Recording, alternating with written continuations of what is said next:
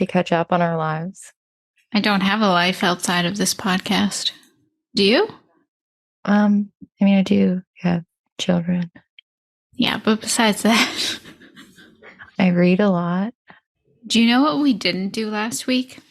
I don't know. Record an intro. Did you use an old one? I did.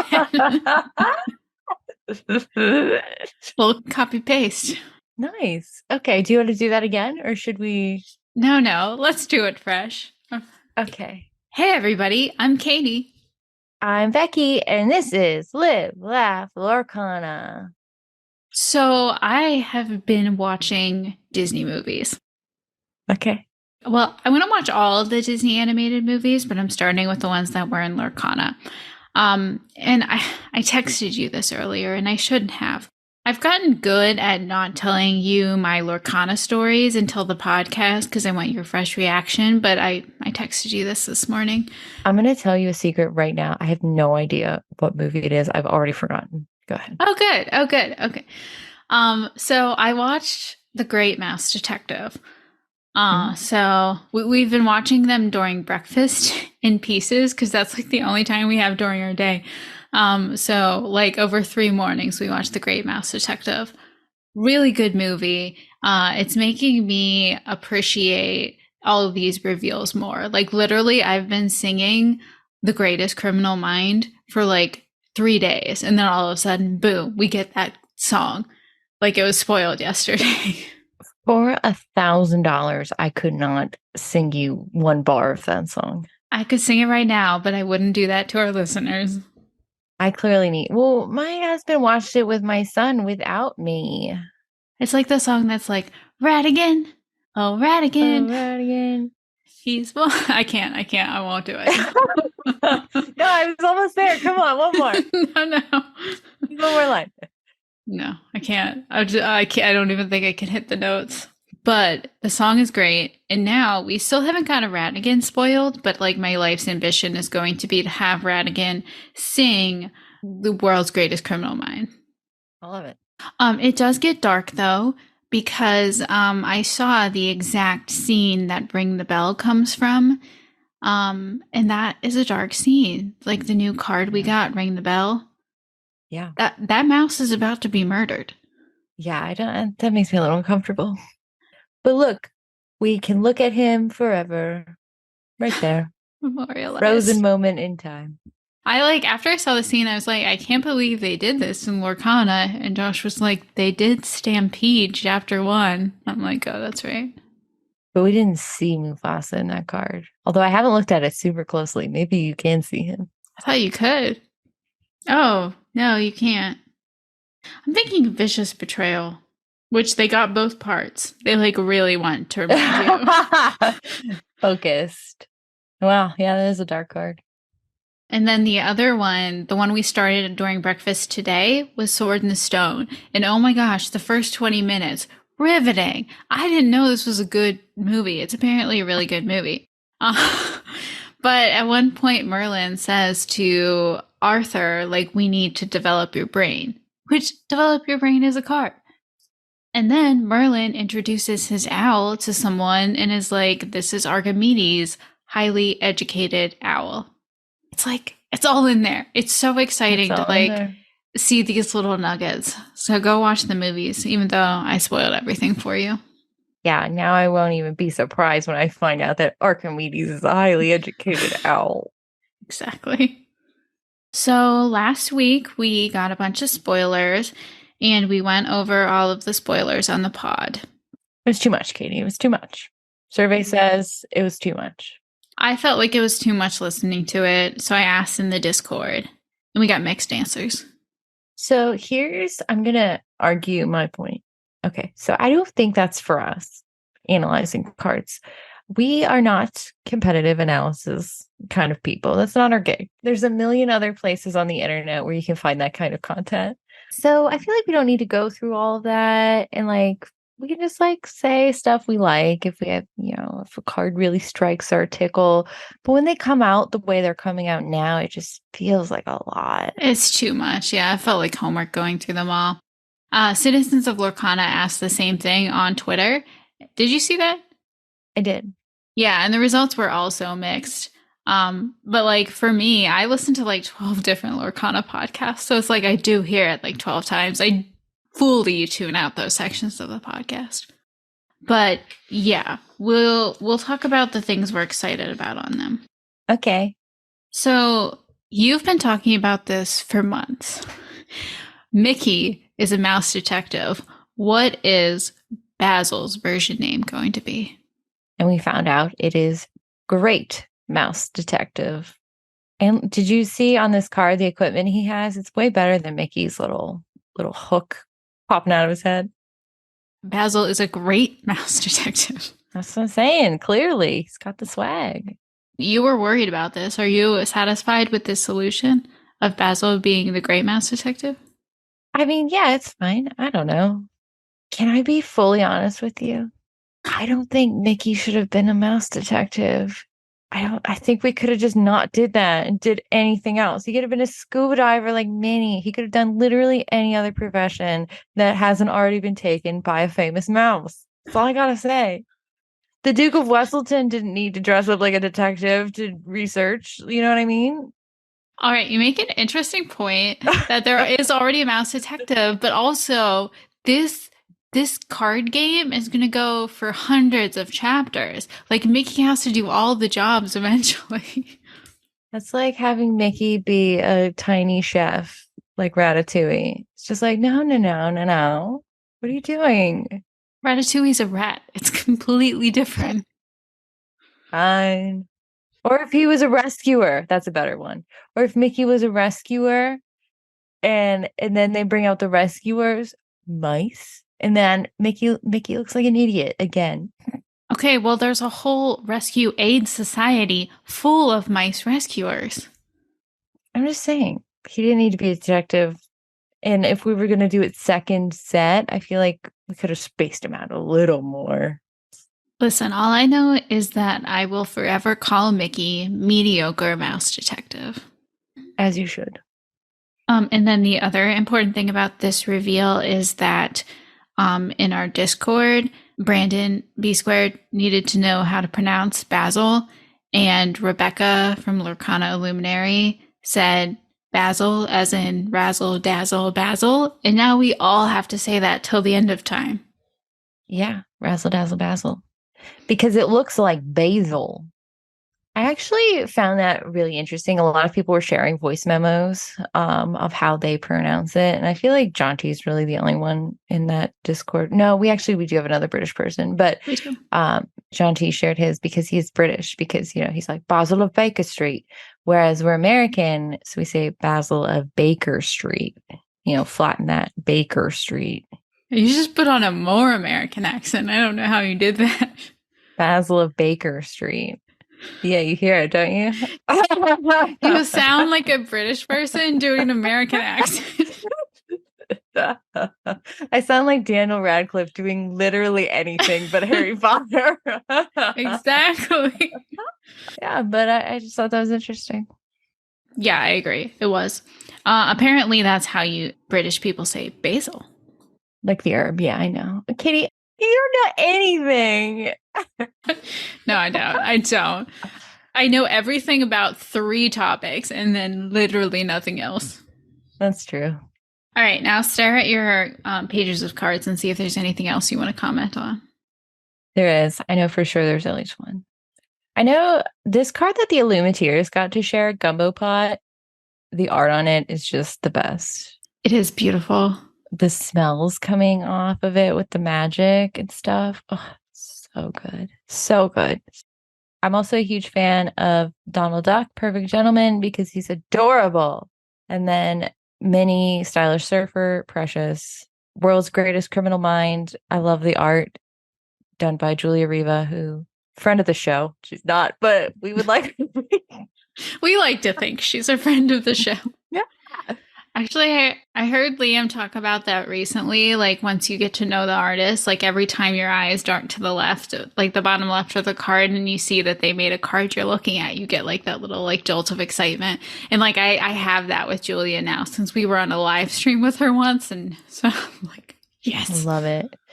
And then the only other one I need to talk about is Yzma Insomniac because I love it. The art is so good.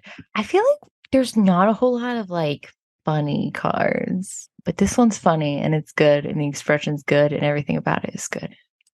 Yeah, the Yzma Insomniac is really, really good. This had better be good. That's what she says in that scene. That's a good impression. Eartha Kitt. I'm just checking to see if I have other cards I need to talk about. So, Belle, Bookworm, I just gotta say, somebody said, how is she reading like that? She's gonna hurt her back. And now, like, every time I look at it, I think of that. She is. I'm actually in a similar position right now recording this podcast, and I will confirm that my back hurts every time we record because I don't have a proper desk. There are two cards I'm really excited for how they work. One of them is Pack Tactics, which is gain 1 lore for each damaged character your opponent has in play. That is so cool because you can just be like, big tank, everything gets a damage, and you get a lore for like every character your opponent has on the board. Like, that's kind of game changing, to be honest. And then I really like the new Sisu, like the new legendary. It's really pretty. And also, whenever she quests, you look at the top 2 cards of your deck, and you may put one into your hand. Yeah, it's pretty spicy. And also, Christopher Robin's adorable. He's just an adventurer having a good time. Very cute. Any other cards you need to talk about? No. Okay, that's all you get this week. We have the Discord, so we can get quick feedback on stuff. So if you don't like what we're doing, just tell us. Okay, listener questions? Can I stop you 1 second? I have to ask, how old is that shirt you are wearing? Why? Because it has to be at least 15 years old. Yeah, it's probably 15 years old. Show the people. Show them. I'm not gonna. American Eagle. You've had that since high school. These are my pajamas. It's late. Okay. I wear old t-shirts to bed. This is my ready for bed look. Oh, do you want to see my shirt? It's way better than yours. It says Snot Mike a puff tea. I don't even know what that means. If you say it fast, it's Snot my cup of tea. Not my cup of tea. Oh, I was getting there. I swear to God, I was getting there. It's good mythical morning merch. Is that your shirt? No, it's Cody's. Cody and I share all of our clothing because none of my clothes fit me anymore. I had 2 babies in 2 years. My body has never forgiven me. Mm-mm. Well, you are working that men's tee, let me tell you. Thank you. In my big flannel. Very nice. Anyway, listener questions. All right, listener questions. So this one is from Sunscorch, questing for lore. What do you all think about set spoilers in general? My girlfriend is very anti-spoiler and prefers to be surprised about every card when we get product. I'm the opposite. Give me all the info so I can get all the hype. And thank goodness for Discord so I have people to discuss them with. So what do you think? Spoilers or no spoilers? I have a lot of thoughts on this, actually. Well, actually, I have complicated thoughts. I see it both ways. So I do love knowledge. I do like to know. I like to be in the know. I like to see what's new. I like to see what's coming, that kind of thing. But also, not for me, getting like caught up in like how I would use all these cards together because you don't see like the whole set. Like I really want to see the whole set before I have to like use my brain to think about things like that. Also, I like spoilers to be gradual, like the snowball at the end thing. Like I'm not here for it at all. I totally agree. Do you have more thoughts or? Yeah, I really talked up like there'd be a lot, but that was it. You did make it sound like there's a lot. Those were very, very good thoughts. I just thought there were more coming. Always, right? Okay. So I am very mixed, very, very mixed on this. I like spoilers. I like spreading out the excitement. Like it does keep your excitement going for the game. And it does like it's nice when you go in to start opening packs for the first time that you know what cards you care about because you've seen the whole set. And you're like, I know I want this card and this card, and I'm going to try and build this. And that's nice. At the same time, wouldn't it be cool to go in and open a pack of cards and have no idea what you're about to open? I did that. You had that experience for the first chapter? Yeah, I didn't know anything that was going to happen. I didn't know any of the cards. They were all exciting and new and fun and fresh for me. And I thought that was great. Honestly, can I say something controversial? I feel like they should spoil like maximum 50% of the set beforehand. I might agree with you. Like, I just think it would be so cool if we didn't all have this information. I don't know in the age of the internet how long they can keep it secret, but oh my gosh, I'm going to sound like an old person. This newfangled internet. Like, I just want to go to the game store for pre release night and open a bunch of packs, and it's the first time I've ever seen these cards. It's fun. Yeah. It's fun. I like a surprise. What's next? Next question is from BF Doxy. How do your strategies differ when you're playing against a person you've never played against before compared to someone you've played against several times? The only person that I play against more than once has been you. I don't think I've really repeated anybody at League or anything. What about League second game? Second for fun game. Oh, no. I'm going to be honest. I'm kind of like a one trick sort of pony. I mean, your deck can kind of only do one thing, right? No. Well, my deck can. It depends on what I draw. I don't know. Am I stupid? I've literally no idea what you're running right now. So I don't know. Maybe your deck only can want to do one thing. I don't know how to alter a strategy like based on what happened last game. I don't know. I'm just gonna do the same thing. So I'll answer this question. Whereas, Because Becky clearly can't. No. I'm going to give you examples so you can see if you've done things like that before. The biggest thing that changes is the mulligan, and what cards I'm going to keep in my hand and what cards I'm going to put back. So, like, if I know you're on one of those decks, see, you're already showing signs of recognition. No, I get what you're saying, but no, I don't do anything different. I have my 1, 2, and 3s. Like, I know what I want to play 1, 2, 3, 4. Doesn't change. Oh, because you play more an aggro style.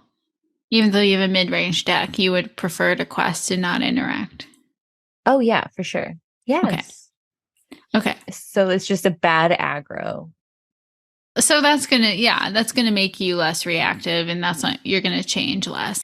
You could still change a little, like knowing what attackers they're gonna have early might make you prioritize characters with different willpower. Would never think of that. Fair. The game is actually all math when you get down to it. Like, that's why I'm so bad at it. It's all math. So if I know my opponent is trying to do the thing where they like do turn 1 baby stitch, turn 2 lantern, turn 3 rockstar stitch, like I'm going to mulligan for a fire the cannon so I can take out baby stitch.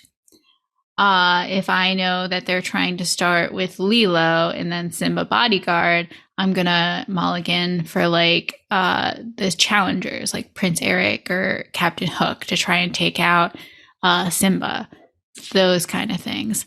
And then also if you know they have like be prepared or grab your swords and stuff like that, you can kind of play around it and maybe not overextend as much. So those are kind of the ways my strategy changes. We did have a third question from Rebecca from Lorcana Illuminary about how to make Lorcana financially accessible for people who can't afford the market prices right now. And we do cover that pretty thoroughly in the section with JediGeekGirl. The last thing I had to talk about before we bring in JediGeekGirl, SCGCon is next weekend. Woo! SCGCon in Pittsburgh. There's a 1K on Saturday. There's a 1K on Sunday. Becky, the people want to know, are you participating? I don't know. Do I have to? Never. You never have to. Nobody ever has to compete in a competitive event. I think you should, though. You should do it for the pod. You should. Fine. I'm going to do it for the pod, and I'm going to complain about it the whole time. Great. I can't wait. Nice. Now I'm going to go in with a really good attitude and be really nervous and get my handed to me. You're allowed to drop after 3 rounds, but you have to play 3 rounds. No, you can drop whenever you want. Is it best of 3 for 3 rounds? Yes. All right. That sounds great.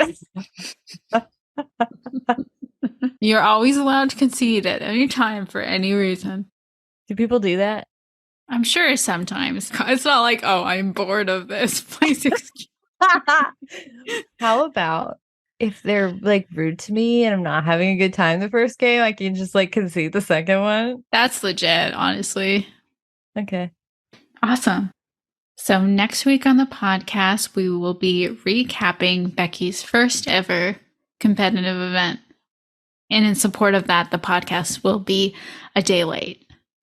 So let us join up with JediGeekGirl and talk LorcanaCon.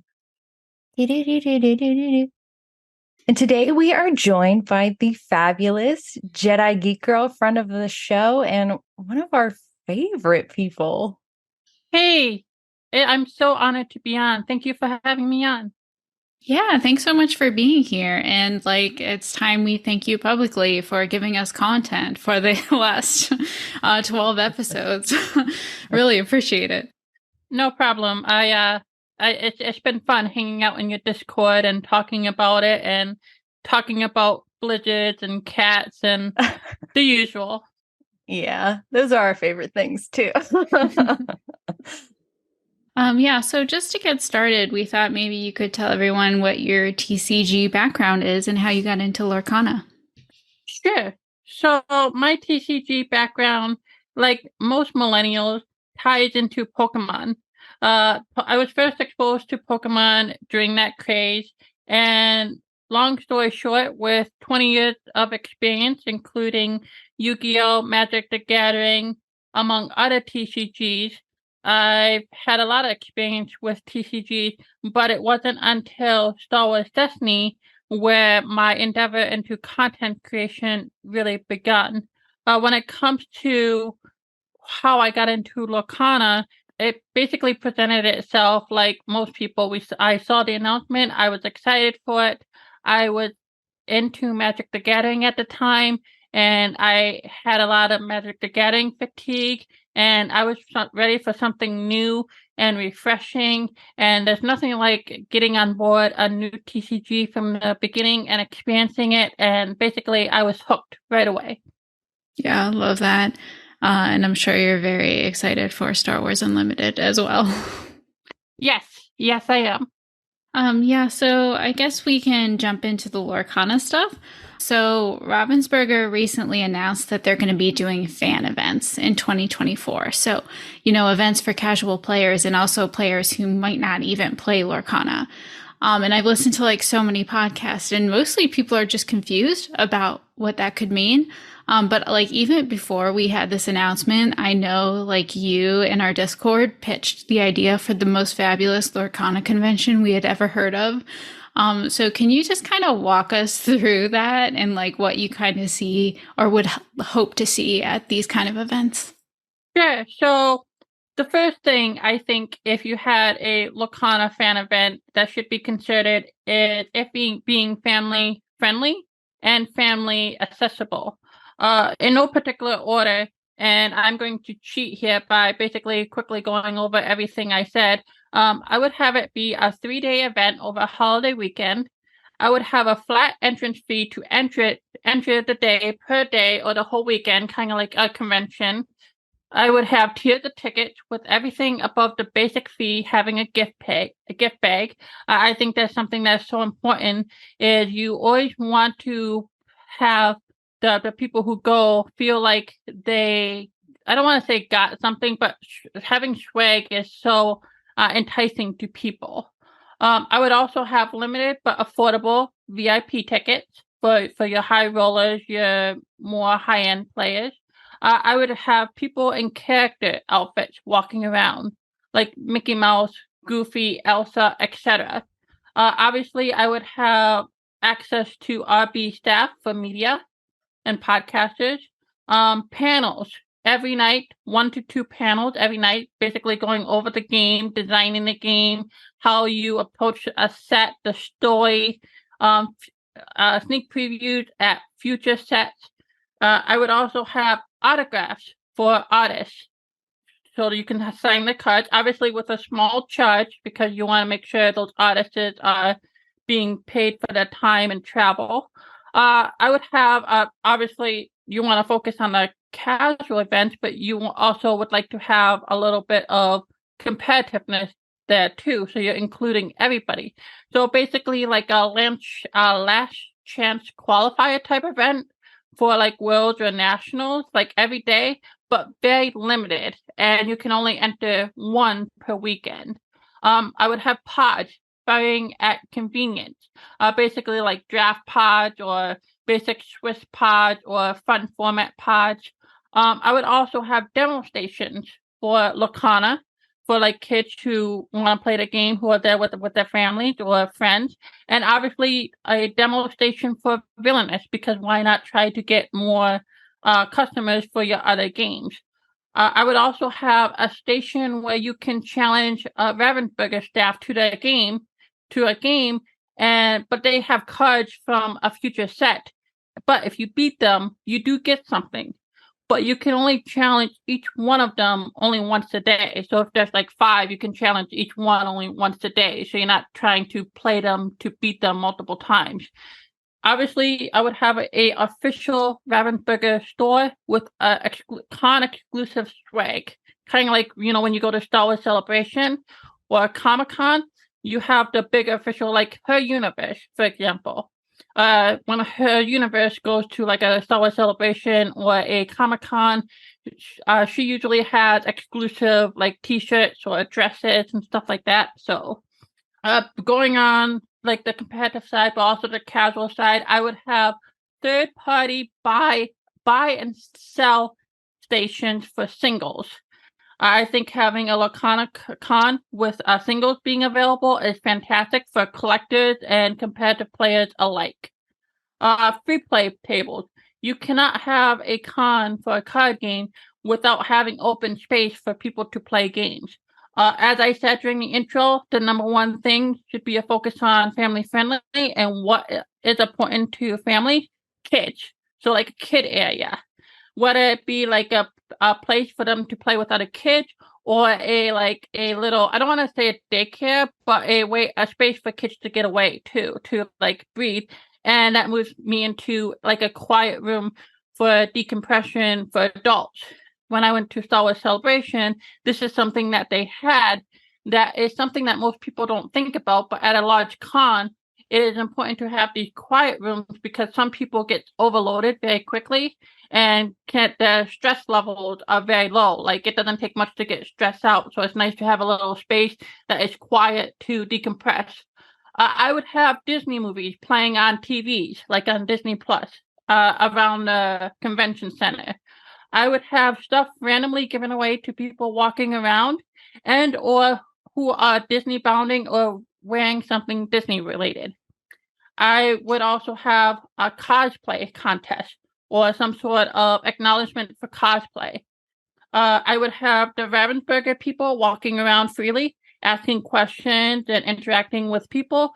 And lastly, I would have this event be location friendly to travel and for everybody to attend. Everybody who can attend can attend. So that is a lot, but that is just a quick run through of the bullet points that I wrote in the Discord. I love it. I'm there. I do too. I want to go. I love it so much. So many good ideas. I love how accessible all of them are. And just, I love, it's so good. You have like everything covered. You've thought of everything. Yes, I was basically trying to now disclaimer here. I didn't attend a Magic the Gathering 30th event, nor was I really into it to really know what was going on there.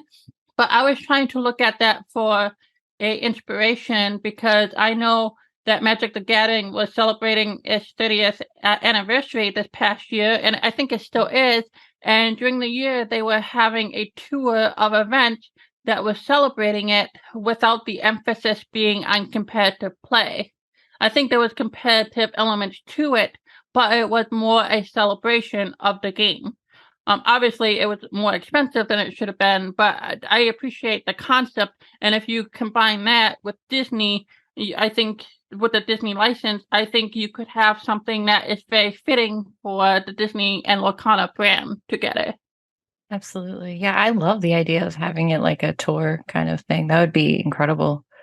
Because I feel like a lot of people are kind of thinking that it would be like, at the Disney parks or something like that, which not super accessible for most people. I think you could have most of them at the park, but I think I think you should definitely hit Chicago or Minneapolis. Not that I'm biased or anything. Yeah, right. Yeah, definitely. You need something in between East Coast, West Coast for sure. Do you think they'll be in like Disneyland Paris or Disneyland Tokyo? Could you see that happening?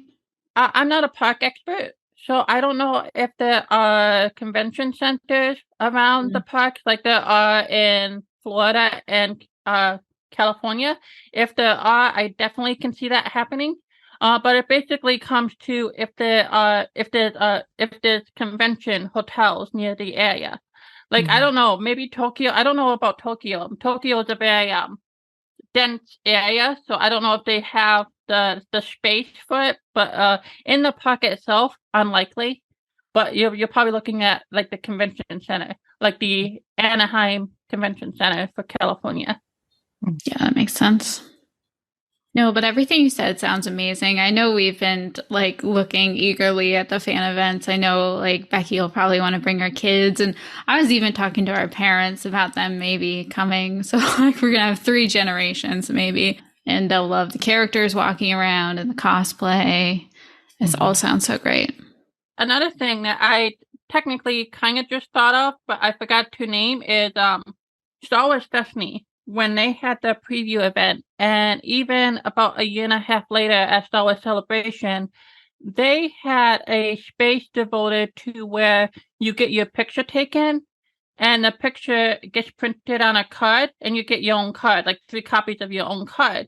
So how cool would it be to get your picture taken and then get your own Lorcana card? Obviously, the game text and the formatting would be a standard Disney card, but the picture could be you. So, like, for example, Disney would probably be a little bit more restrictive in the picture thing, so they might have some props. Like, for example, they could have, like, a steering wheel, and then they could put down blue screen and digital, but, like, you can do your own Steamboat Willie, Mickey Mouse. Oh, that'd be so cute.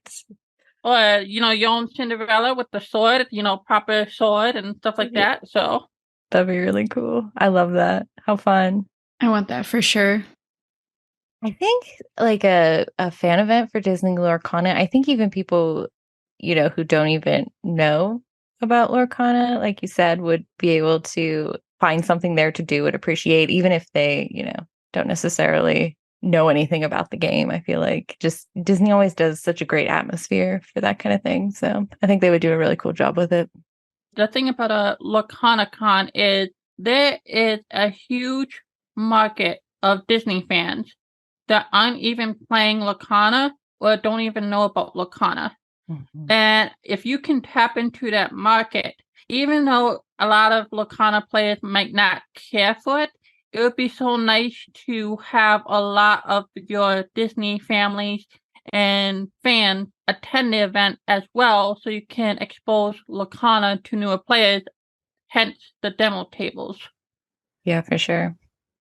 Yeah, that's been crazy to me how many people still like don't know about it. Like I remember like hearing even just cast members just finding out about Lorcana. It really kind of has been on the down low unless you're in like certain internet channels. Yeah. You know what could really change that? If Disney fronted the cash or did not charge Ravensburger to advertise Lorcana on Disney Plus or for like a 30-second trailer at the movies. Yes. Yeah. I'm wondering if they might start doing more advertising once they have product, because I feel like it's hard to, like, advertise something and then, little Johnny goes home and be like, Mom, Lorcana. And she's like, I don't know. I can't get this anywhere, What is this mystical unicorn you keep talking about? Yeah. So we'll see. That would be cool. So I think a lot of us are more excited about the fan events, but they did also announce a competitive circuit, and obviously there's like a lot more precedent for competitive circuits. But is there anything in particular you're hoping to see with the Lorcana one? Yes, actually, and I find the timing of this announcement to be very interesting because Ravensburger made the announcement regarding this the same day that Star Wars Unlimited announced the details of the competitive play. And what Star Wars Unlimited is offering when it comes to their competitive play is definitely right up my alley. How does that relate to Lorcana? Well, when it comes to organized play, I think when I look at competitive events, what I think about most is what am I walking away with if I don't win a single game? Now, does that mean that I'm a horrible player? Absolutely not. I think I'm a pretty decent player, but I don't win a lot of events. I don't even come in the top 4 of a lot of events. But I want to make sure that my time and money are worth something. How do you do that? Well, obviously, you have to charge for a competitive event, like $10, $20, $30, $50. So what do you give to the people who are attending who make it worth their time? Well, you give them exclusive swag. What do I mean by that? Well, it can be a promo card that's worth like $5 that you can only get for playing an event. It could be other type swag, or it could be swag that isn't exclusive to cut. Like, for example, you could have cut to top 8, but have prizing down to top 32. So I would have a deeper prize give out, and I would have swag given away to people who are entering, or product. You can give out product too. That is something that Yu-Gi-Oh! Used to, well, they still do it. When you attended a Yu-Gi-Oh! Regionals back in the day, I don't know what it is now, but you paid $20 and you got 5 packs. The retail value of those packs was $20, the price that you pay. But how much it was for Konami to print those packs, maybe not even $5, probably less.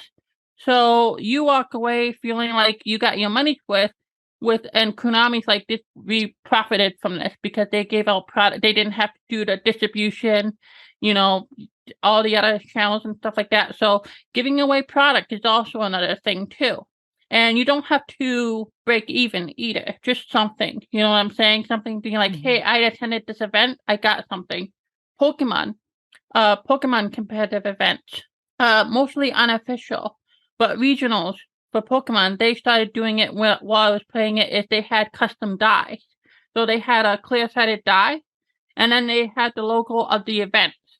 So like some sort of souvenir. Printing those in mass, cheap. But walking away with something as a souvenir, priceless. No, I totally agree. I feel that it's like it costs them like almost nothing for like, something like a die or like a promo card or whatever. And I feel like it just makes such a huge difference. So I would love to see that as well. You know what Ravensburger should do? Pins. Event exclusive pins, like a pin for state, a pin for your store championship, a national pin, like with a Mickey Mouse for nationals and then the year on it. That would be amazing. I'm such a sucker for pins. I love pins. I want pins. Oh man, that would be so cool. And there would be a lot of people who would be, myself included, would be happy, even if I paid $30, walk away with a pin. I'm happy. Me too. I'm with you. Absolutely. Well, I know like for Flesh and Blood, I've traveled to several callings, and calling it costs about $70 to enter one of their callings. But you get a promo card, and you can only get the promo card at the calling. So you can usually sell those for like well over $70 just selling that one card because it's so rare. And I can only imagine like pins. If you care about the financial value, I would have to keep it. But yeah, it's just such an easy way for them to give you something to make it worth it to go. Now I'm talking higher level competitive events, but exclusive enchanted cards for your most competitive events. Yes. So you can only get that at that competitive event. Yes. Wow. I can't even imagine what those would go for. That'd be incredible. Even if you give them out to everybody, even if you use the Flesh and Blood pricing of $70, you could probably sell those for double what you paid for it. So yeah. Oh yeah. That'd be awesome for sure. Anything else in particular you're hoping to see with competitive? Basically, I am looking forward to it being less reliant on cash or 1K, 5K due to the lack of product. I think once we get official competitive play and once we get product, I think it will open it up to the competitive and casual play. So stores don't have to rely on cash for prizing because they'll have the product and more exclusive swag. I'm looking forward to that because I am a collector and I'm assuming a lot of people that are into Lorcana are also collectors, and a lot of them, myself included, will attend an event just to get something that is exclusive to that event. Yeah, absolutely. Disney people in general, we love to collect. Yeah. There's definitely an overlap between Disney fans and people who like to collect stuff. They knew what they were doing with this game. Yeah. Are we good to move on to some listener questions? Yep, I am. Cool. Sweet. So this first one, actually, this one could probably be taken for like these large events or local events. But this is from BF Doxy, who asks, what are the steps people can take to make their events known and accessible to players, especially to those folks who are newer to the TCG scene or haven't felt welcome by other similar games? Would you like me to go first? Yeah, you're the expert. The first thing I would do is, well, there's a lot of first things you can do. Create a community page for your city or region on like Facebook. Even though a lot of Gen Z and millennials have moved away from Facebook a little bit, it's still nice to have a community place. If you have a lot of people who are into Discord, create a community Discord. Basically having a place where other people in your area can connect and meet and talk and hang out and find information to local events in one place is fantastic, instead of trying to find that information in larger groups and even larger state groups. Number two is I would reach out to your store, develop a good relationship with your store, try to get events and have them be frequent, that are like friendly to people and inclusive to players of all skill players. The third thing I would recommend is creating a community box. What do I mean by that? Basically a box where people can throw their extra comments and rares. So your new players can come to the event and they can dig through that box and get something. Another thing is if your store does sell singles, is for them to sell singles, because having singles out allow newer players to look at new cards and be like, oh, hey, there's an Elsa. I did not know that was in this set. And it gives them something to, I hate to use this word, but it makes them thirsty. You know, it makes them want a card. Hey, look at all these cool cards that you can get in the game. And it drives them into the hunt to try to get the thing. So create a social platform, a social group where locals can meet and connect. Have a good relationship with your store to develop good and inclusive events.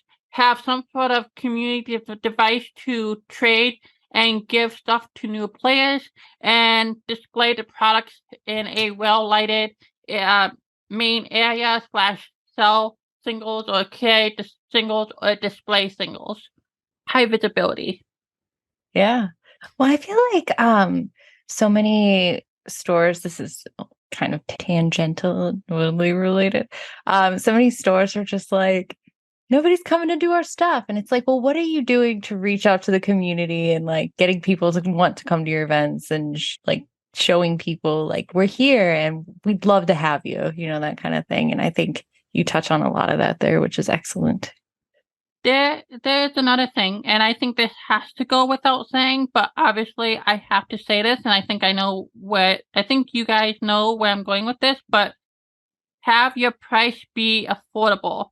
That doesn't necessarily requires you having to sell at MSRP because it can be difficult, but you're still having it reasonable. My local store charged $8 for packs for a month or so, and then it got bumped up to 10. And it wasn't until they were very low where they bumped it up to 15, and it still sold. Now, he could have bumped up those prices to $15 a pack right away, but he didn't. He slowly elevated as his inventory, and that was very accessible for newer players.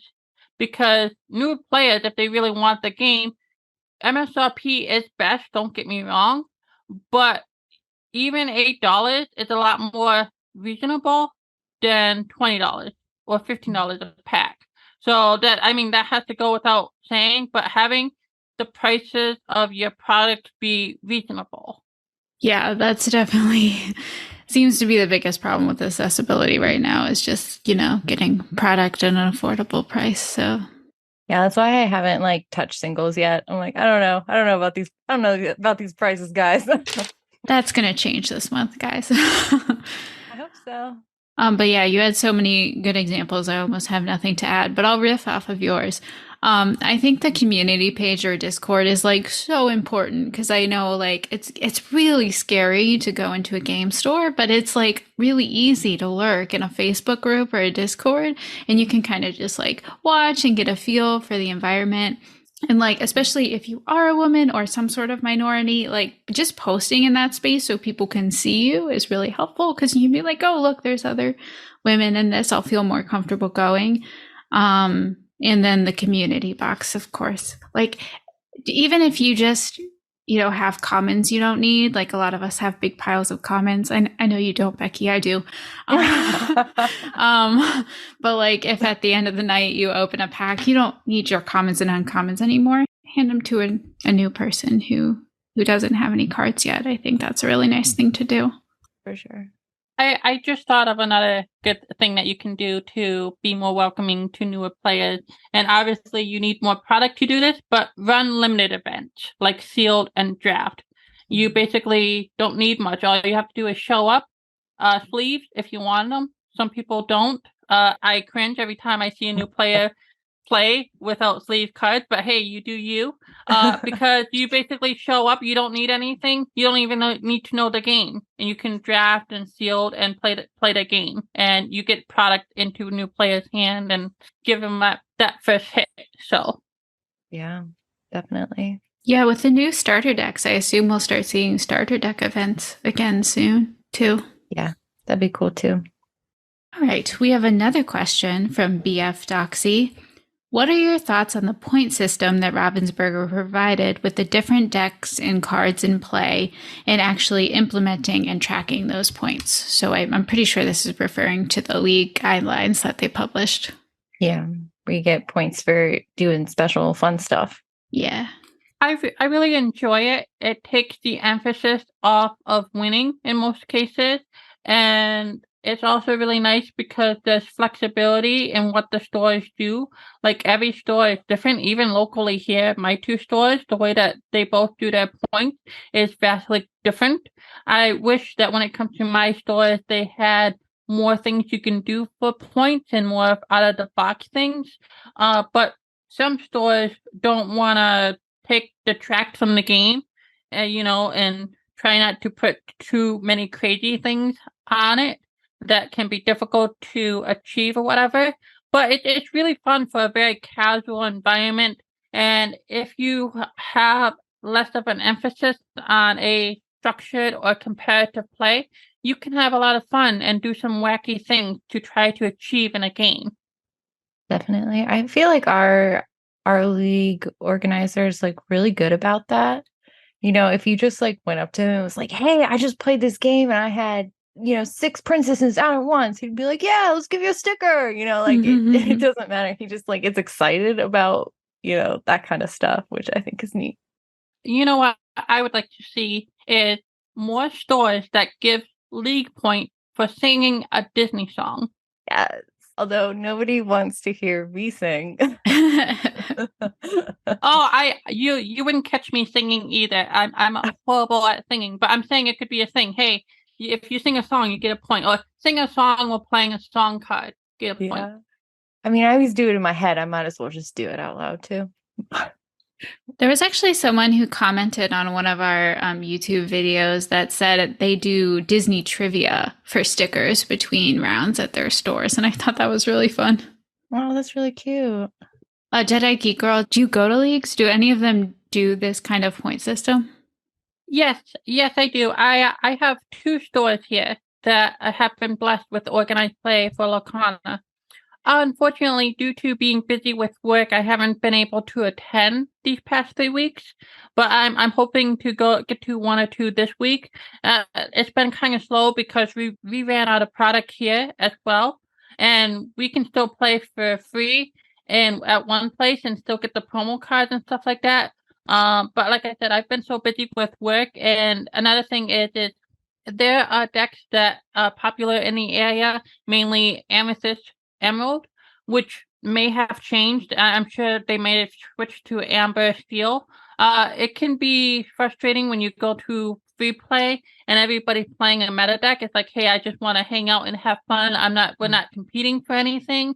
But yeah, I digress. To answer your question, yes and yes. So one store is a little bit better at that. They have so you have your league chart and you get a point for attending, you get a point per game, you get 2 points for win, and then they have a little checklist thing. And if you complete 3 of the checks, you get a sticker. If you complete 6, you get 2 stickers. You complete 9, you get 3 stickers.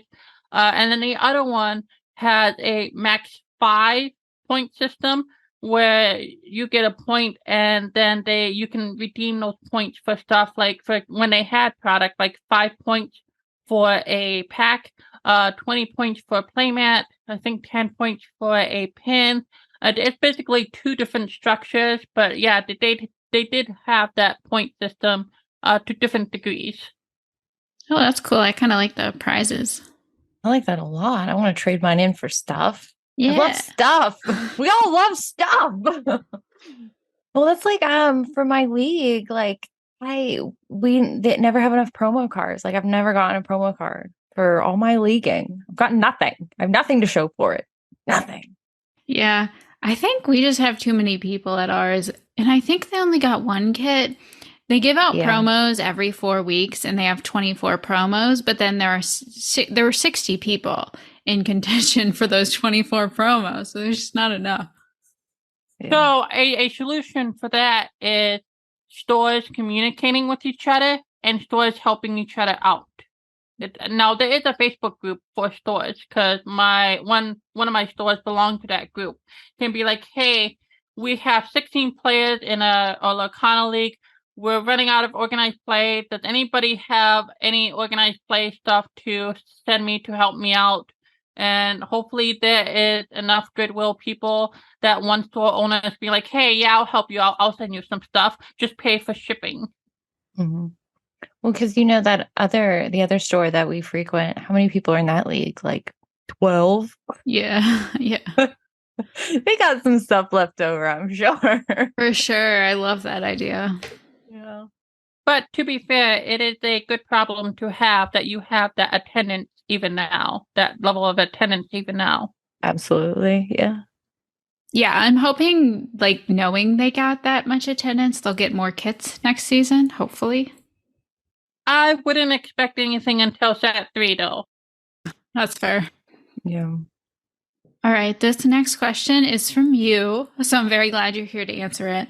But we'll make us answer first since it's your question. In no particular order, which 3 Disney animated canon films are underappreciated in your opinion? Would you like me to go first? I have my post-it note. Very nice.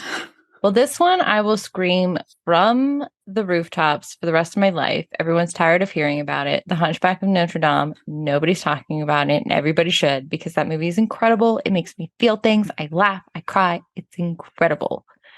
My other answer, I believe, might also be one of JediGeekGirl's answers, and it is The Rescuers. That movie, also incredible. The voice casting is excellent. It's so good. That movie also makes me cry. It is excellent. And then third is kind of out there. It's not like one of the Disney animated feature films, but it is Meet the Robinsons. I don't know if you've seen that, JediGeekGirl, but that is such a fun little flick. It's like nobody talks about it, but it was fun. I love it. It makes me laugh. It's super cute. I love it. Big head, short little arms. Yeah. Yes, hilarious. I think about that every time I see a T-Rex. For sure. Those are some good ones. All right. Of course, my number one answer was the same as your number one answer, which is The Hunchback of Notre Dame. It's made in 1996. Like every other movie that's made in the 90s, people talk about like constantly, but this one just like is so good and nobody talks about it. Okay. The second one is Bolt. Nobody's talking about Bolt. It's so cute. It's actually my husband's favorite Disney movie. We love Bolt in this house. The third one, actually, I have Raya and the Last Dragon because I've been listening to podcasts all week and like nobody knows any of the characters from this movie. Like all they know about it is that Awkwafina is in it, and I think it's a great movie.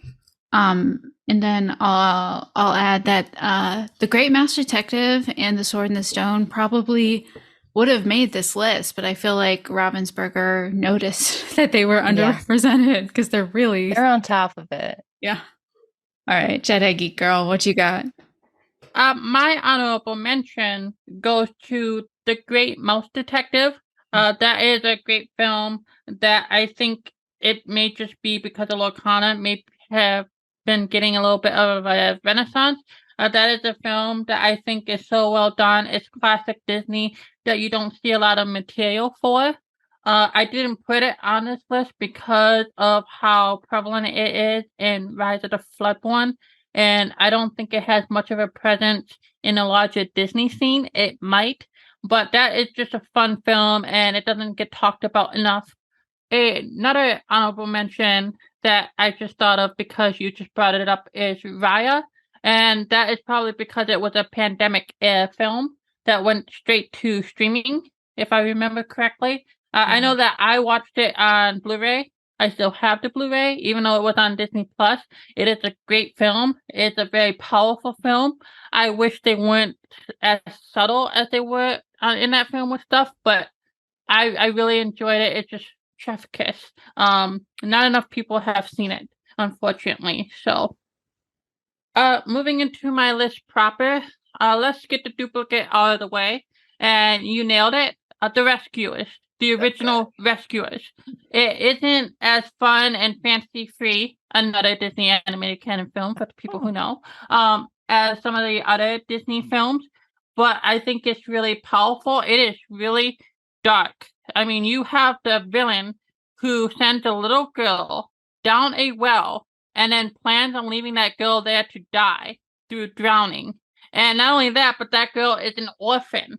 So it's a pretty dark film. It's very powerful. You have a lot of good characters.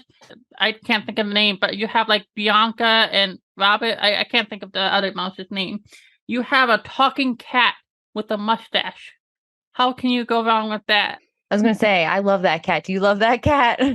Yeah, I do. And a little known fact, but the villain of that film originally was designed to be Cruella de Vil.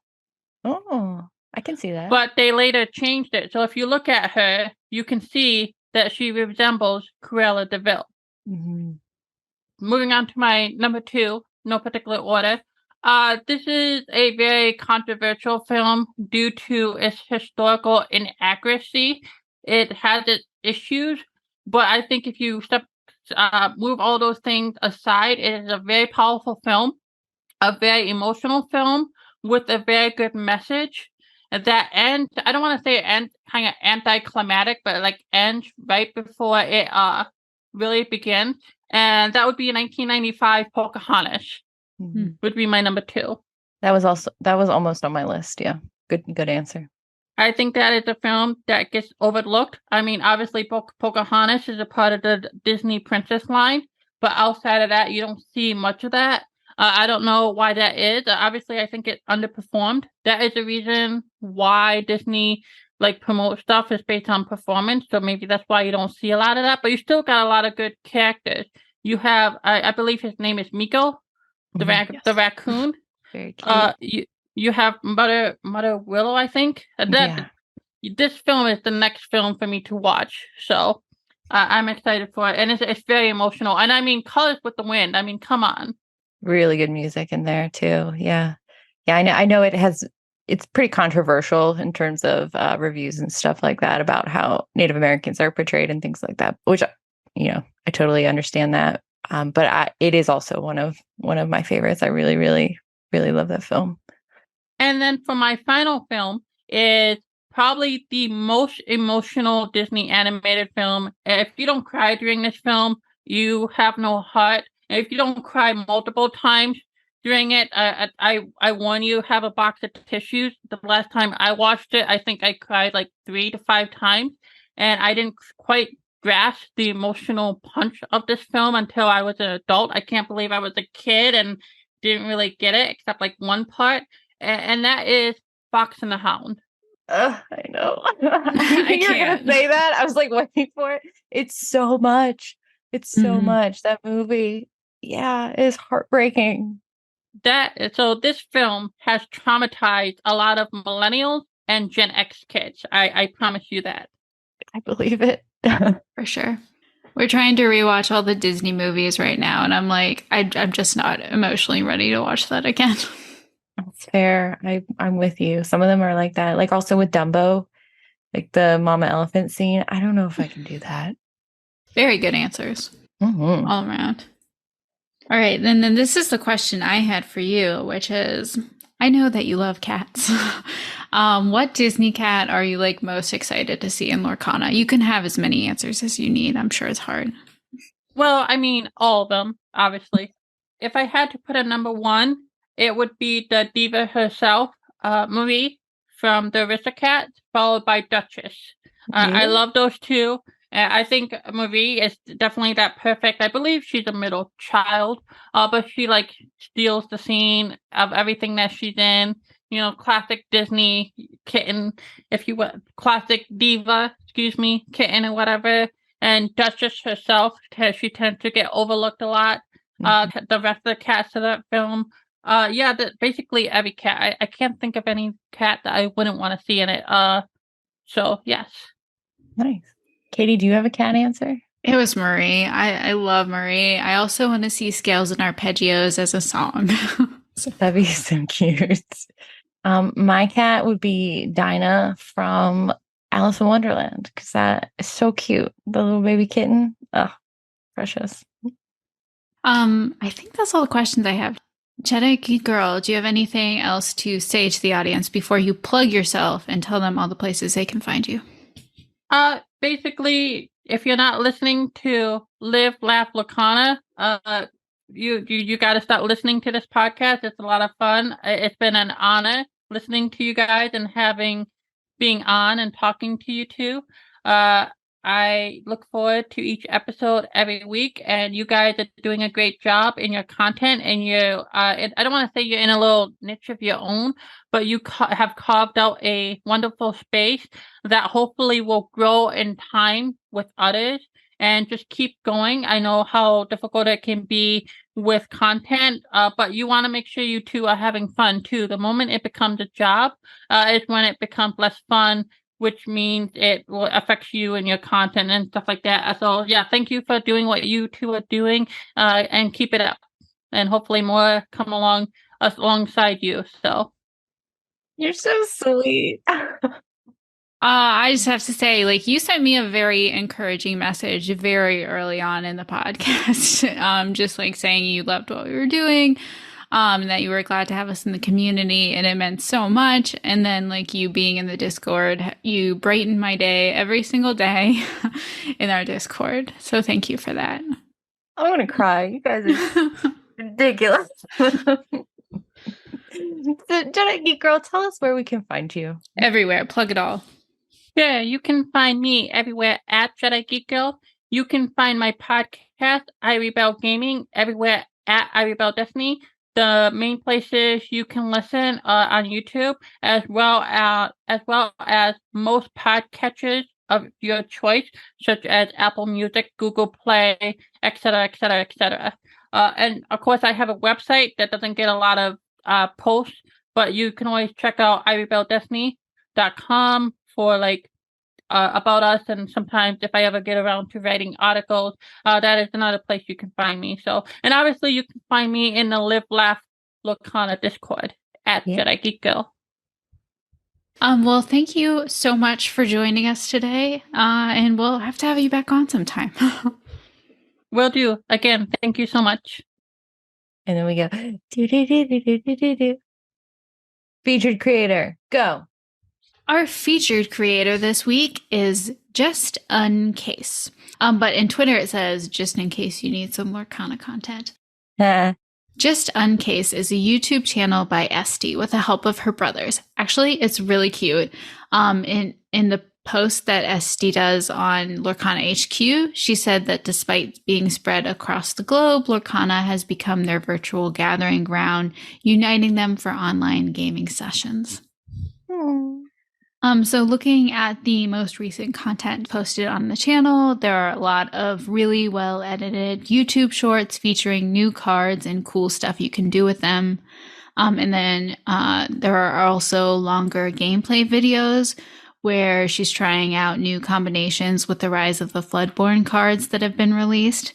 But if you scroll back, you can also find like how to play and then box openings. Like there's tons of great stuff on there. And I'm very excited to keep following.